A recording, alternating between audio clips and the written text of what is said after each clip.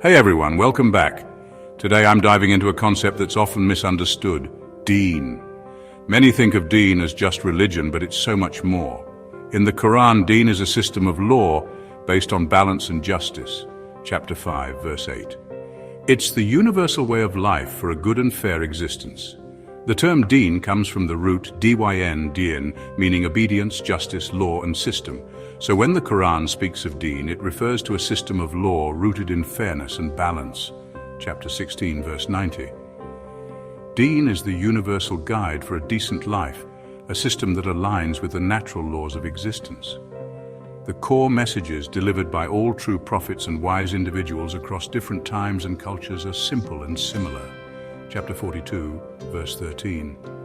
These messages promote kindness, justice, tolerance, and cooperation, focusing on the oneness of humanity, the universe, and the divine. Chapter 49, verse 13. But here's the catch. These messages have been distorted over time, influenced by socio-political and psychological factors, leading to misinterpretations that benefit certain groups. Chapter 2, verse 79. Deen reflects humanity's natural desire for oneness and justice. As the Quran says, so set your face towards the Deen, the natural way upon which Allah has created mankind. Chapter 30, verse 30. There is no altering the creation of Allah. That is the right way, but most people do not know. Chapter 30, verse 30.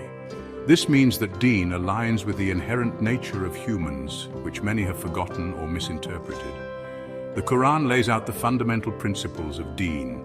It offers general guidelines for living a just life, like the importance of reason, education, human rights, democracy, fair distribution of wealth, justice for all, women's rights, peaceful coexistence, and environmental protection.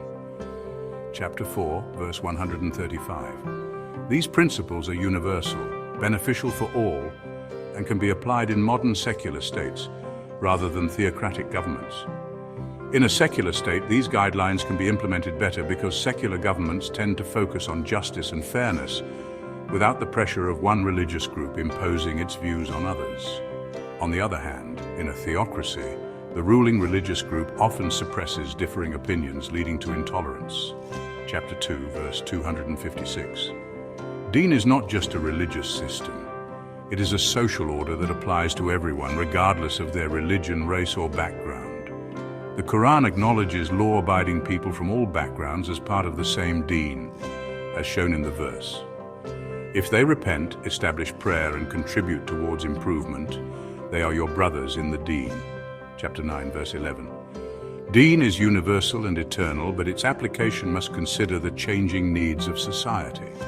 The Quran was revealed through prophets in different languages, making it accessible and understandable to each community at the time.